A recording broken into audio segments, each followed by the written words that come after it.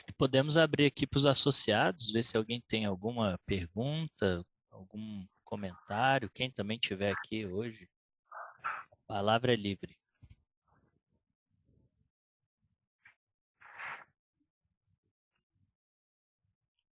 Sem dúvida nenhuma, tranquilo. Todo mundo. Tema fácil desse. Hã? Tema fácil desse, né? Tranquilo, né? Beleza.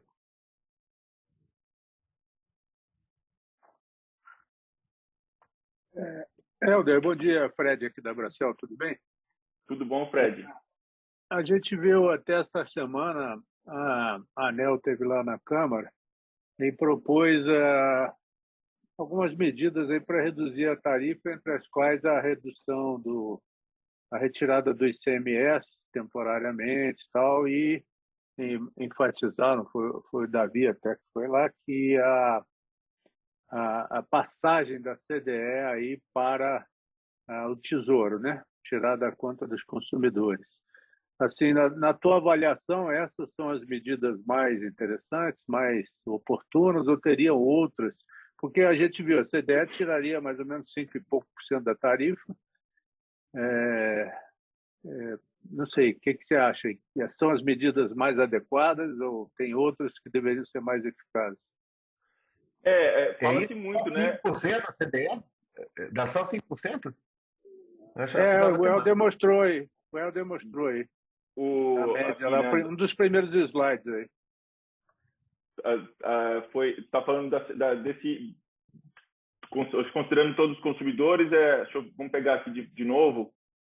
Só o grupo B, eu acho que eu vi a fala do Davi na Câmara, ele falou em 5% também. Então, a gente tem visto aí os movimentos da ANEEL, principalmente no ano passado, né, que assim, são movimentos técnicos, né? Então, por exemplo, antecipar a receita de ultrapassagem de demanda e excedente de reativo, e para algumas distribuidoras isso só seria reconhecido no evento de revisão tarifária. Então, são coisas que, né, a ANEEL fez, né, para tentar mitigar essas questões, né, mitigar a variação muito expressiva da tarifa. Teve outra também, né, o reperfilamento lá da rede básica também, né, que aquele custo, o passivo da rede básica de sistemas existentes, que a gente terminaria de pagar em 2024, né, se estendeu até 2028 para reduzir em 2020 e 2021 a tarifa.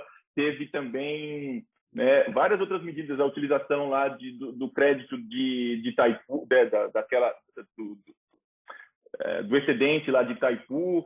Assim, são medidas que a ANEEL lançou mão, que estão assim dentro da competência dela, além desses empréstimos, né, para alongar o pagamento. Então, a distribuidora recebe esse custo, essa receita agora, né, que ela teria que cobrar do consumidor de uma vez só, e o consumidor paga alongado. Eu ouvi falar também de utilização de uma parcela maior dos créditos tributários. Mas isso não sei se, do ponto de vista tributário, é factível ou não, né, se utilizar a totalidade, porque isso depende a não ser que a Receita faça um repasse para a distribuidora, né, mas o que não parece fazer, não sei se faz muito sentido também, a gente não conhece. E foi uma pessoa que falou para mim que estava numa reunião no Congresso e falou que haveria essa possibilidade. Até a gente fez uma simulação, né, com a CEMIG, se todo o crédito que os consumidores da CEMIG, né, tivessem disponível, que tem disponível ainda para ser reconhecido, se fosse reconhecido, o que aconteceria com a tarifa, né? Praticamente aconteceria o que aconteceu em 2020 e 2021, que a tarifa permaneceria em 2022 agora, estável, né? Mas é difícil, né, Fred, essas questões assim, a gente tem percebido assim algumas coisas que a ANEEL tem feito, tem algumas coisas também a ver com a conta bandeiras que também a ANEEL parece ter feito ali para ajudar essas distribuidoras agora que passaram por evento tarifário agora em abril. A ANEEL a gente tem percebido assim vários movimentos dela, e assim movimentos técnicos, né, porque não fazer isso que o Congresso está querendo, né, fazer na canetada, né, postergar o reajuste para o ano seguinte. Com certeza isso deve dar algum problema do ponto de vista jurídico, né, porque está infringindo o contrato, né, contrato de concessão, é claro sobre essas questões, né, a não ser que faça um novo empréstimo para evitar, né, esses aumentos, mas Poxa, não sei, é complicado isso, né? Não sei muito bem não, essas questões aí. A gente tenta ficar meio longe dessas discussões, porque a gente nem gosta, a gente é mais técnico, né? Não fica tentando se envolver nessas questões políticas, a gente evita se envolver nessas questões políticas. Obrigado, Éder. Só Assim, a questão de complementando, então, empréstimo é só assim, a segunda parcela aí mais importante, que é SR, SS Vamos ver e aqui. energia de reserva, você chegou a verificar, vocês têm, não sei se você falou, quanto de despacho fora da ordem de mérito influencia aí nesse ESS? Não, aqui na verdade a gente está considerando, ó, vamos ver aqui, a gente está considerando o CVU de segurança energética aqui, é pouquinho que a gente está considerando, a gente está considerando acho que um mês só o CVU de segurança energética, ou seja, o despacho acho que de R$ 400 por megawatt-hora o CVU de segurança energética em um mês, ou seja, a gente está considerando praticamente que não há despacho fora da ordem de mérito esse ano aqui, né? Ainda mais pelas condições que a gente está tendo agora. Vou até checar aqui, mas eu acho que não. Talvez um mês ali, só que a gente está considerando um CVU de segurança energética aqui, ó. Em 2022 não tem nada, ou seja, nada de despacho fora da ordem de mérito aqui. Só em fevereiro de 2023, que é um cenário nosso aqui, que a gente está considerando um CVU de segurança energética de 548. Basicamente isso, assim, que é para o cenário futuro também. Mas assim, né, a gente também não, esse é um ponto bem complicado, né, saber o que vai ser de despacho, mas nosso cenário 2022 praticamente nada de despacho fora da ordem de mérito. Helder, a gente está com Rodolfo Salazar e depois o Rodrigo Ferreira que querem a palavra. Claro. Eu queria só complementar essa discussão da CDE, Ângela, rapidinho, se me permite. Fazendo uma conta aqui de padeiro, né? Quer dizer, a CDE esse ano é 32 bilhões de reais, para uma receita do setor da distribuição, né, de 250, 30 aí. Então, daria na minha conta de padeiro aqui uns 10%, e você está mostrando aí 5%. Eu só queria tentar entender essa diferença. Você não entendi. Você está falando o quê? 5? Na verdade, o aumento que a gente está esperando em termos de tarifa e média Brasil, a gente está falando de... Porque não é proporcional em todos os consumidores, né? Norte e Nordeste, e essa média, que é uma média ponderada pelo mercado de cada distribuidora, né, Alexandre? Então, a gente está falando da CDE. Vamos pegar a CDE. A gente está falando da CDE média Brasil de R$ 83,00 que a gente está projetando para 2022. Guardem esse número aqui, 51 para 83. Se a gente pegar... vamos pegar o Sudeste aqui. Quanto que é de CDE? Mas isso é o peso dela na tarifa ou é quanto ela está pesando no aumento tarifário? Essa é a minha dúvida. Vamos lá. O aumento é aquele de... Vamos ver aqui. Vou mostrar para você entender. No caso do Nordeste, do Sudeste, do grupo B, o que mais está pesando aqui é a CDE. Ela passa de R$ 60 para R$ 97,00. O aumento da componente é de 60,5% e o peso dela nessa variação aqui de 13,39 não, agora eu entendi, então. Perfeito. É de 5,89 pontos percentuais, entendeu? Não é então, o vamos peso lá. dela na tarifa, é o peso dela no aumento tarifário, né? Isso, o peso dela no aumento... Isso, não é o aumento dela na tarifa. Se a gente falar o peso na tarifa, vamos voltar aqui para a média Brasil. A média Brasil... Grupo B, e aí a gente faz uma conta aqui, na média na tarifa. Vamos pegar na tarifa. Na tarifa, a gente está falando de 83 em 695. 83 dividido por 695. A gente está falando de 12%. Perfeito. Isso, média Brasil. Agora, aquela coisa, se a gente for para o Sudeste, né, Grupo B novamente, aí a gente está falando de quanto? Para o Sudeste, a gente está falando de 97,58 na tarifa total de 708. 14%. Né, o peso da CDE. E aqui a gente está falando do grupo B somente. Se a gente pegar aqui um cara de A2, né, lógico, A2 não, vamos pegar o A4 aqui. Se a gente pegar o A4 do Sudeste, vamos pegar o A4. Então, a CDE, a gente está falando de 82 dividido por 537. A gente está falando de 15%. Quanto maior o nível de tensão, maior vai ser a participação da CDE. Né? Mas se a gente pegar o Nordeste, ó, vocês estão com aquele número ali, vamos pegar o Nordeste agora. Nordeste, vou pegar o a gente tem esse número na cabeça aqui agora, ó, Nordeste. Nordeste, a gente está falando de, ó, CDE, 41, ó, R$41. 41 dividido por 714. A gente está falando de 5%, 6%. Né? Ainda tem uma participação menor. Então, na média, Brasil, né, é 12%, mas o Nordeste ainda sendo menor do que o Norte, do que o Sul, Sudeste, Centro-Oeste. Que ainda não houve a transição completa, né? 2030 só que a gente vai ter a equalização.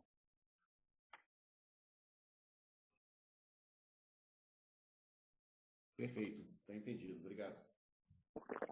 Rodolfo?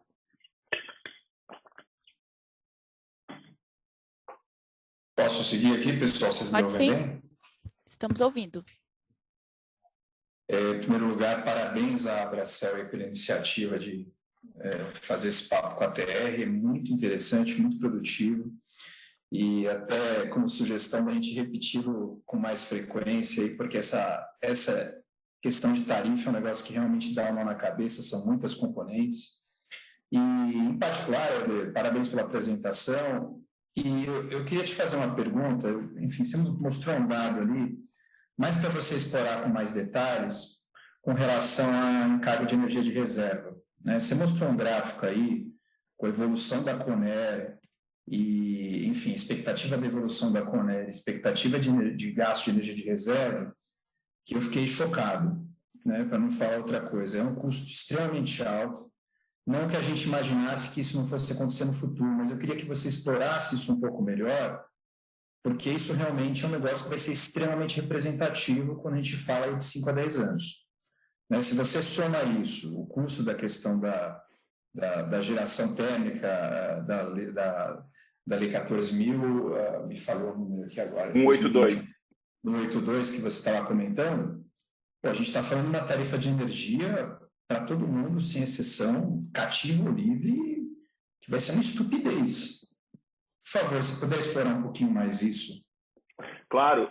Bom, o PCS, né, que é o que está causando esse aumento aqui até 2025, porque são 44 meses de suprimento, né? Vai de primeiro, isso se todas as usinas, né, na condição que foi contratada, né? Esse PCS foi contratado. Então a gente teve aqui, só indo aqui para vocês verem, né? O PCS, são esses dois últimos itens aqui, né? Então, o que mais pegou aqui foi a parcela da disponibilidade, né? O produto de disponibilidade, esse preço aqui de R$ 1.600 por megawatt-hora. Então, a gente está falando de uma variação, né?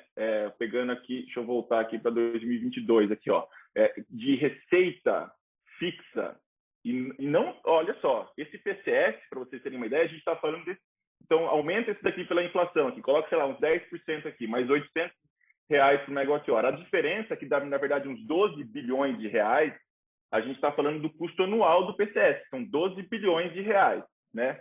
A valores de março agora desse ano, né? Foi 11,2, né, em outubro, ou com dado de setembro, mas hoje, atualizando para março, a gente está com 12 bilhões de reais. Então, o PCS, ele entra em 2022, são só 8 meses, né? E depois ele vai até 2025. Em 2026, a gente tem a entrada aqui do primeiro leilão de reserva de capacidade, que foi realizado no dia 21/12 do ano passado, com início de suprimento em julho de 26. Então, apesar de a gente ter essa redução aqui em 25 para 26, a gente já tem até, né, se a gente quer caminhar esse daqui, né, o 2021, pela inflação, ele chegaria mais baixo aqui. E aí, nós estamos considerando aqui em 2028, esse aumento aqui, ó, porque a gente está considerando, né, um cenário nosso, isso daqui, que é o quê? A gente está considerando a Angra 3. Angra 3 entrando em 2028, esse que é o preço de contratação dela lá em 2015. Então, esse preço aqui, a gente estima que ele chegue em 2028 a em torno de R$ 600 por megawatt-hora.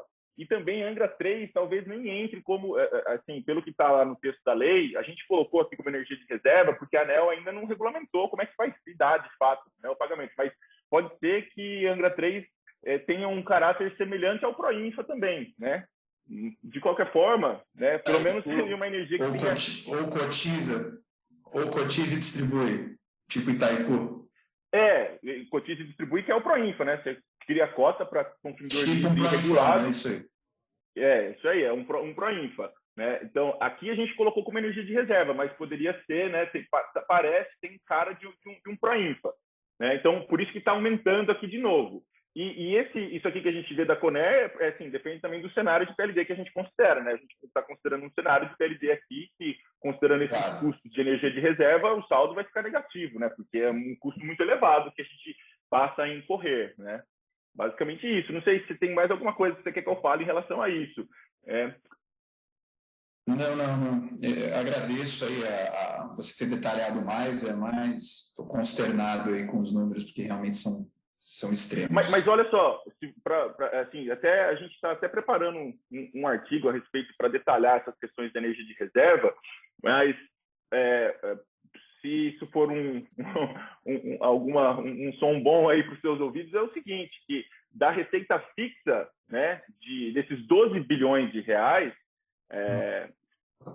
só 52% dessa receita fixa, ou seja, mais da metade dessa receita fixa, a ANEEL, a fiscalização da ANEEL indica que não tem nem previsão de entrada em operação.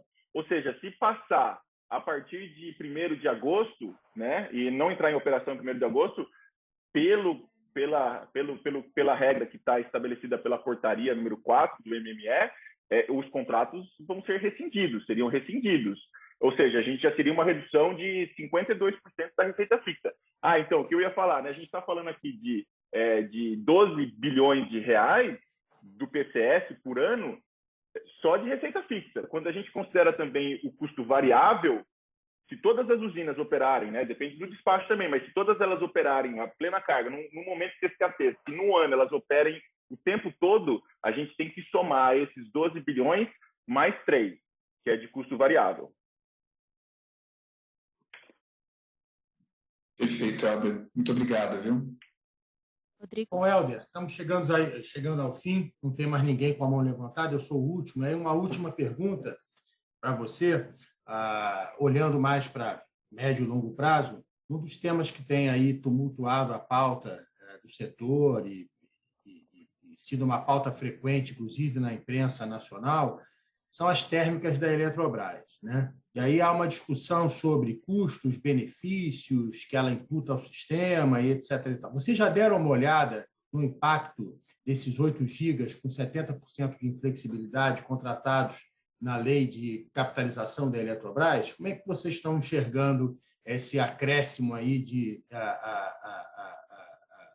esse acréscimo de energia térmica inflexível no sistema?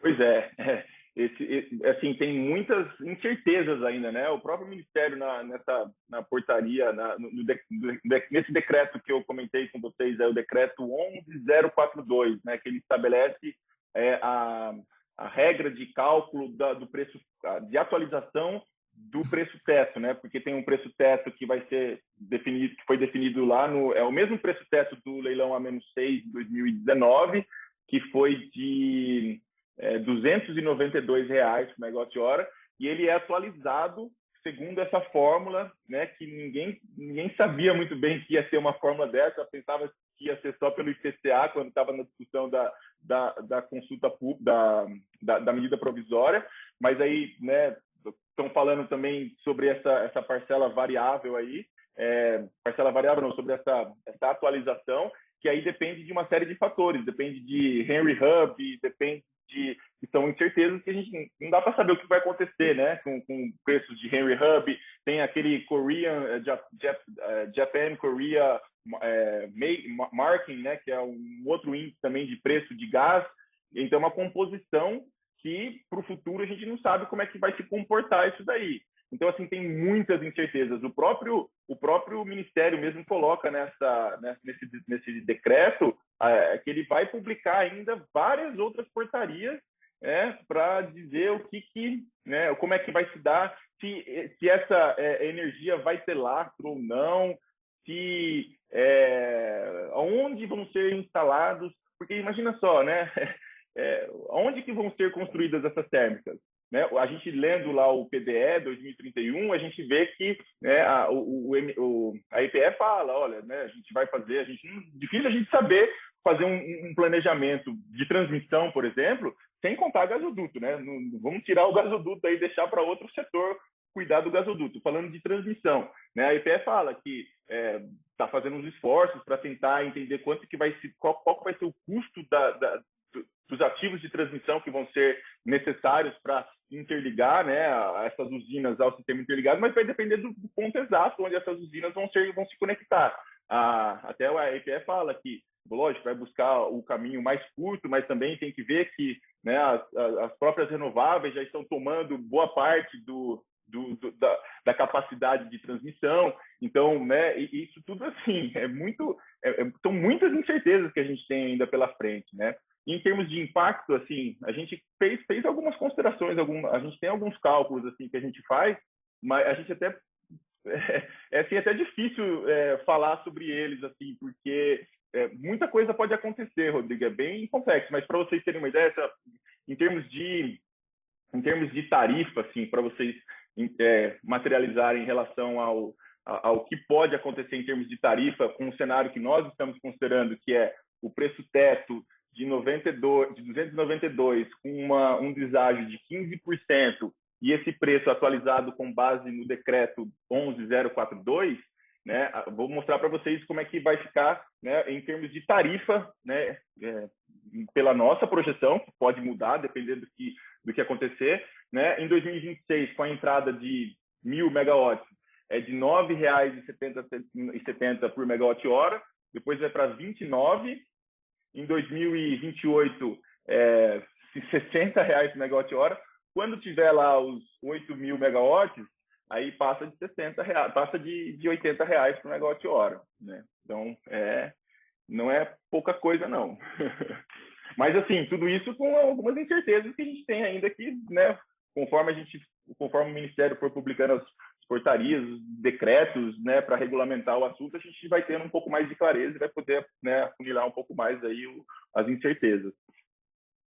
Perfeito, Helder. Tá certo. Isso evidencia, né, a necessidade de, antes da decisão de contratar qualquer volume, qualquer energia, é muito importante analisar o impacto, os custos e os benefícios para que a gente possa fazer a melhor contratação possível, né? E nesse caso em especial, isso foi atropelado, porque a decisão foi do Congresso, né?